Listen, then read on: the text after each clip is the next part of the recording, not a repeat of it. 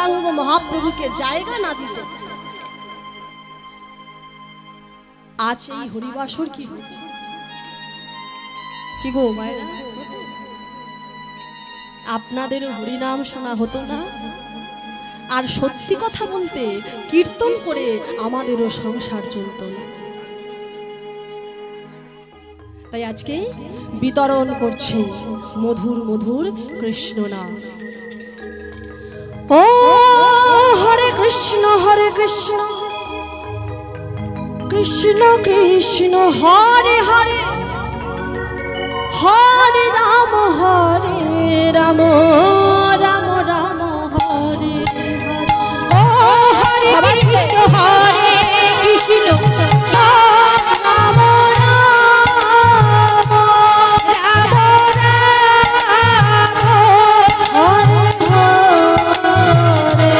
হরে হরে হরে হরে কৃষ্ণ হরে কৃষ্ণ হরে কৃষ্ণ হরে কৃষ্ণ কৃষ্ণ কৃষ্ণ কৃষ্ণ কৃষ্ণ হরে হরে হরে হরে হরে রাম হরে রাম হরে রাম হরে রাম রাম রাম হরে হরে হরে হরে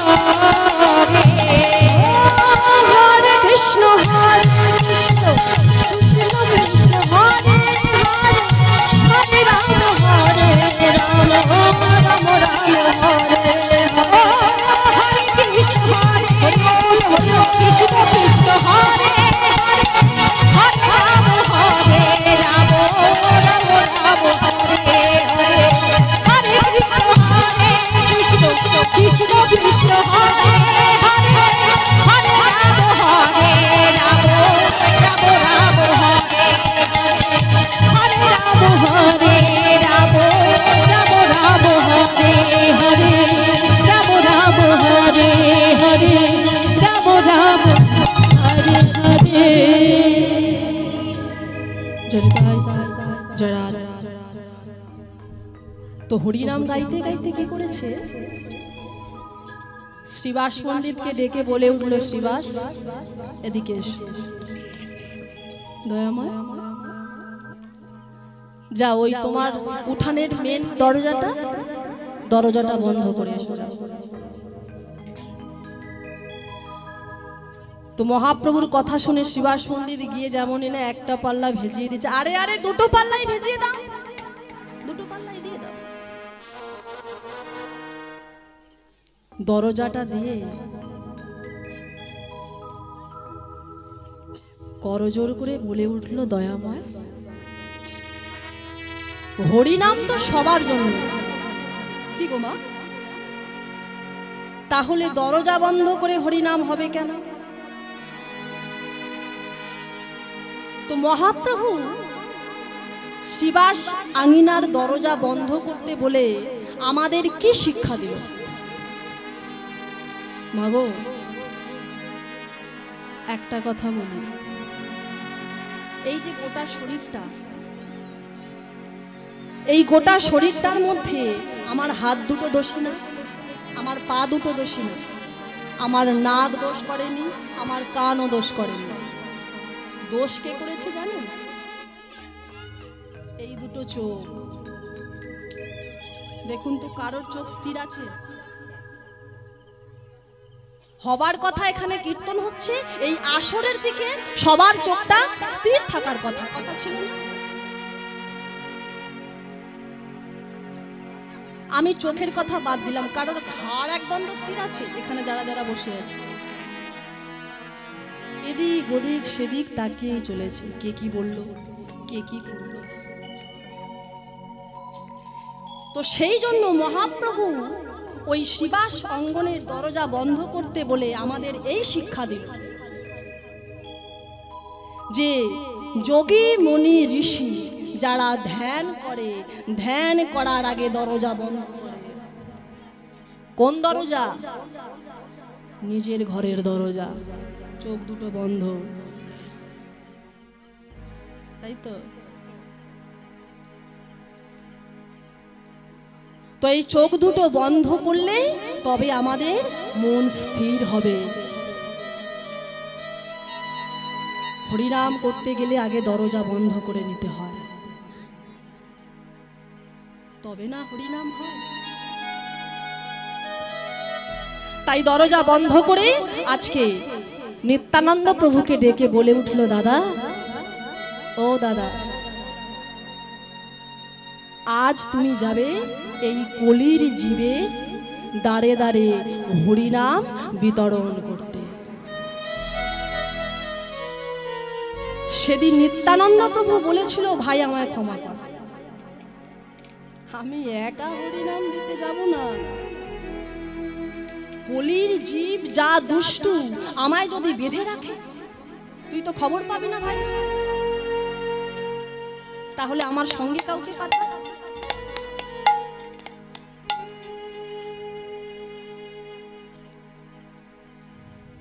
সেদিন গৌরাঙ্গ মহাপ্রভু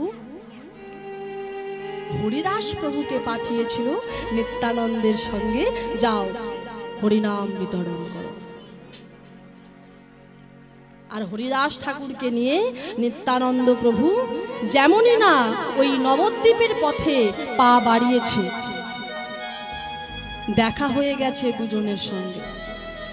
কে? জগাই আর মাধাই। রাস্তার এক কোণে বসে তারা কলসিতে করে সুরা পান করছে। হ্যাঁ রে, হ্যাঁ রে মাধাই, এদিকে আয়। তোরা যে সুরা খাস, সুরা কথার অর্থ কি ও মায়েরা? মদ খায়? রাম রাম। সু শব্দে ভালো, রা শব্দে কথা। পৃথিবীতে ভালো কথা কি? কৃষ্ণ কথাই কথা, আর যত কথা ব্যথা আর বৃথা। হ্যাঁ রে মাধাই, তোরা যে সুরা খাস কতক্ষণ নেশা থাকে? বাবাজি, আজ সন্ধ্যাবেলা খেলে কাল সকালে নেশা কেটে যায়। মাধাই, আমার কাছে একটা সুরা আছে, খাবি? একবার যদি খেতে পারিস, মন প্রাণ দিয়ে যদি একবার খেতে পারিস, জনম জনম সেই সুরার নেশা কাটবে না রে মাধাই। খাবি একবার? মাধাই জগাইকে ডেকে বলছে, হ্যাঁ রে জগাই, এ তো ভালো জিনিস। প্রত্যেক দিন আমাদের সুরা কিনতে হয়, তার সঙ্গে আবার চাটও কিনতে হয়। বাবাজি যদি একবার সুরা দিলে জনম জনম নেশা না কাটে, তো সেই সুরাই ভালো। বলে নিয়ে এসো, খাবো। মাধাই, এভাবে খেলে তো হবে না, তাহলে আবার কি করতে হবে সুরা খেতে গেলে? ওরে, ডুবে আয় গঙ্গা জলে, সুরা ঢেলে দেব তোর কর্ণমূলে। চালাকি, সুরা কর্ণমূলে ঢালবে? বলার সঙ্গে সঙ্গে কলসি ছিল হাতের কাছে, সেই কলসির কানা মেরে নিত্যানন্দের মাথাটাকে ফুটিয়ে দিল। ছটছট করে রক্ত পড়ছে।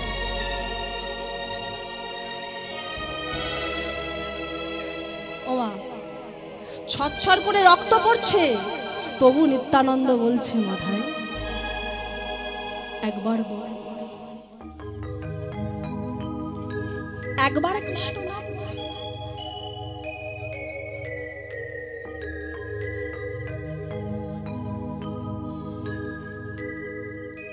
আজকে মার খেয়েছিল হাতে ধরেছিল, পায়ে পড়েছিল, তবু বিতরণ করেছিল সেই মধুমাখা কৃষ্ণ। তো চলুন আর বেশি কথা না বাড়িয়ে আমি লীলায় প্রবেশ করব। আর লীলায় প্রবেশ করার আগে আমরা একটা ছোট্ট ভজন মাধ্যম দিয়ে লীলায় প্রবেশ করব। আর আজকে যে লীলাটি আমি আস্বাদন করব, যে বিষয়টা নিয়ে একটুখানি আলোচনা করব, লীলার বিষয়বস্তু অষ্টবক্রের পিতৃ উদ্ধার। তো চলুন আজকে আমরা এই লীলা আস্বাদন করি। তো লীলায় প্রবেশ করার আগে আমরা সবাই মিলে একটুখানি ভজন আস্বাদন করে আমরা সবাই লীলার মধ্যে প্রবেশ করব। সবাই মিলে করে করতালি দিয়ে হেমে দণ্ডবাহু তুলে বলুন, আজকে নিত্যানন্দ মহাপ্রভু সেও বিতরণ করছে, আজ আমরাও বিতরণ করব সেই হরে না কৃষ্ণ না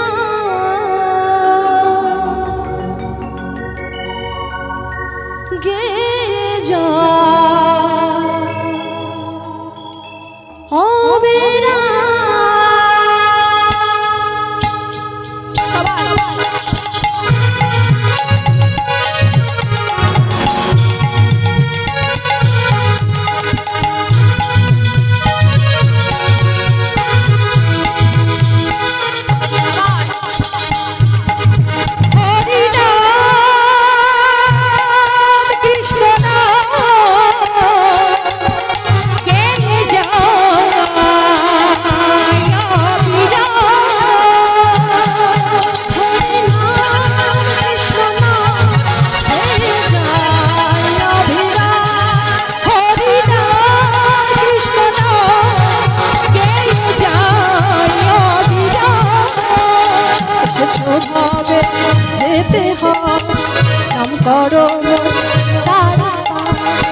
এসেছো ঘরে যেতে হবে, নাম করো তারে পাবে।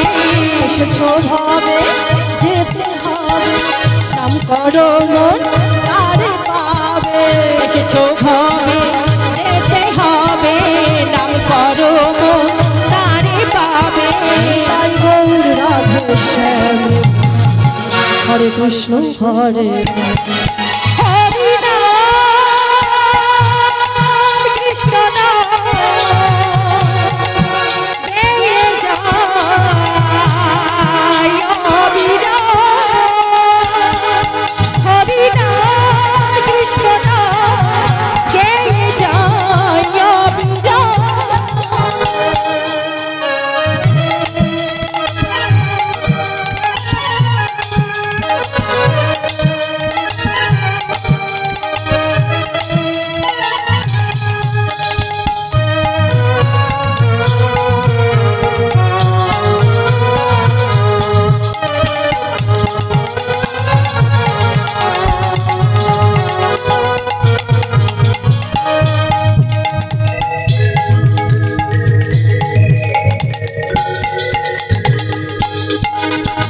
হরিনাম হরিনাম হরিনাম সূর্য সম মায়া গভীর অন্ধকার, যা কৃষ্ণ তাহা নাই মায়ার অধিকার।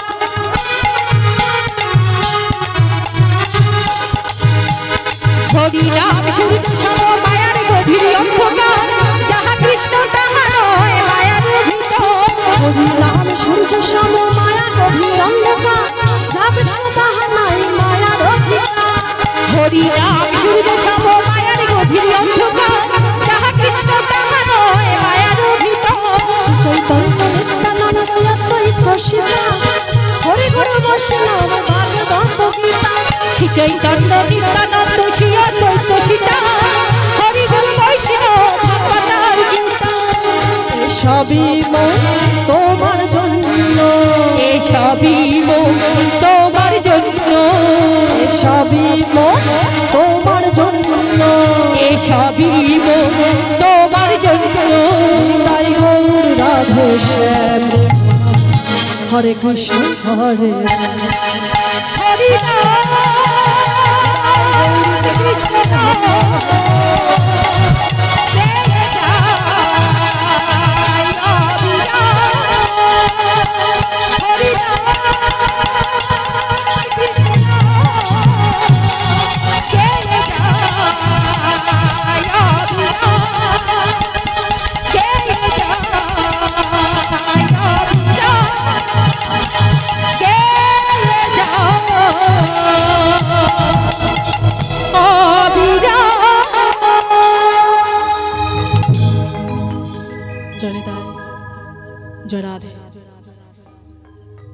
তো আজকে যে লীলাটি আমরা আস্বাদন করব মা,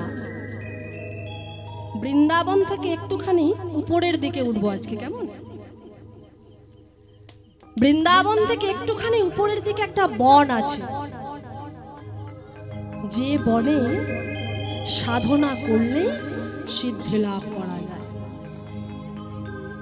যেই সাধনা করুক না কেন সেই সিদ্ধি লাভ করে। তো কি সেই বন? তপবনে ছিল মনে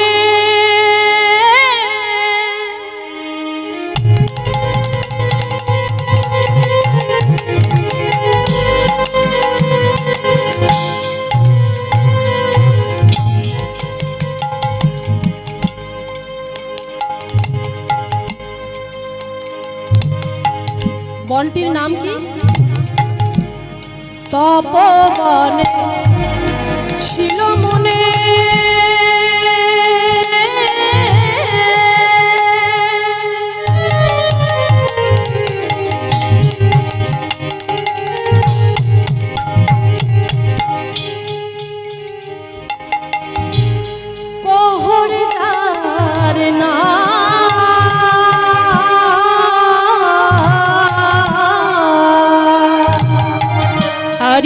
তপবনে ছিল মনে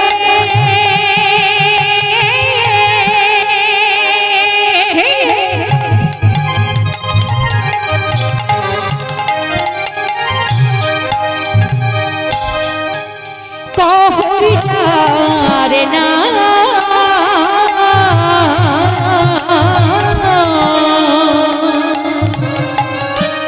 সদায়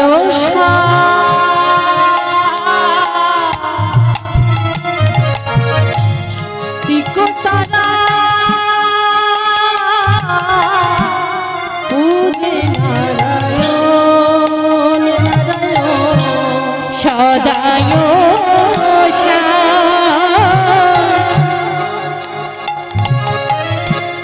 তিকতারা নারায়ণ নারায়ণ সদায়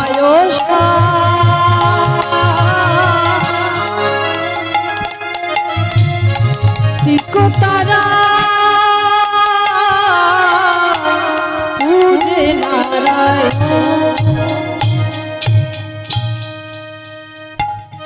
তাহলে বনটির নাম কি বললাম? তপবন।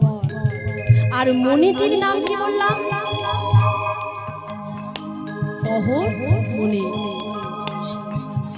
এই তপবনে কহর মণি আর তার স্ত্রী দুজনে পর্ণকুঠির তৈরি করে নারায়ণ সেবা দিয়ে তারপর প্রসাদ পেত।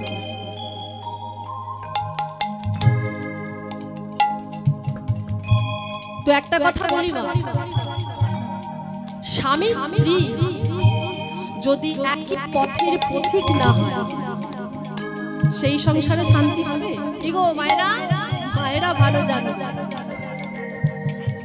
ধরুন আপনি যদি যান ডান দিকে আর আপনার স্বামী যদি যায় বাম দিকে, সংসারে শান্তি হবে? এই যে কহরমণি, এই কহরমণির স্ত্রী দুজনে কেমন ছিল জানেন? কহরমণি যেত যখন গঙ্গা স্নানে, তার স্ত্রী যেত ফুলবাগানে। কহরমণি যখন পূজায় বসে, তার স্ত্রী পাশে বসে চন্দন ঘষে। এটাই তো যুগল সেবা। তাহলে এই কহরমণির স্ত্রীটির নাম কি ছিল?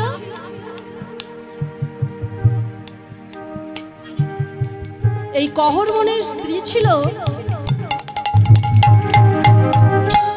সুজাতা নামে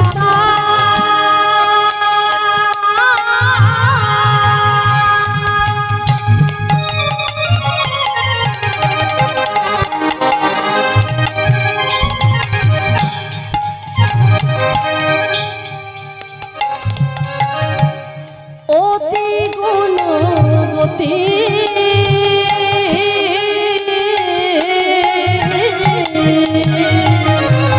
আর সুজাতা নামে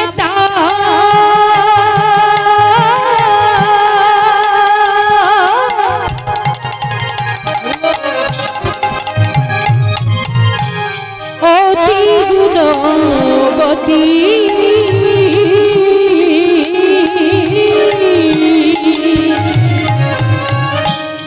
ত্রিভুবন নাহি পাবে তাহার মতো সতী আর ত্রিভুবনে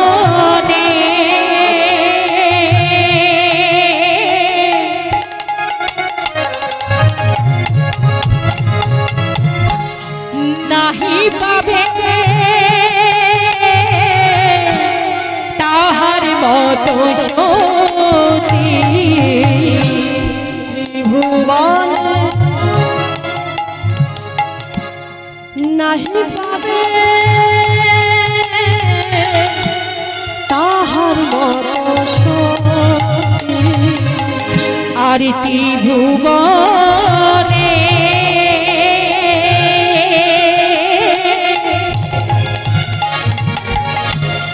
নাহি পাবে